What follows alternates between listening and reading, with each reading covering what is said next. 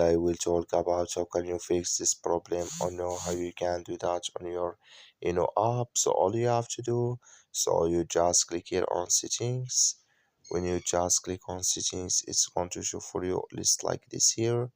So then you go down, just keep going down, then you click here on apps, then you come to apps list here, and then you're looking for app, or just click on search.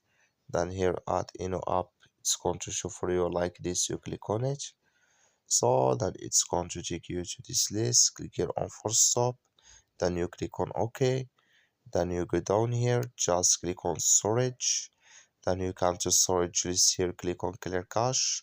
Then all you have to do, so you just go to your Play Store, click here on Play Store, then you search for app. It's going to show for you like this.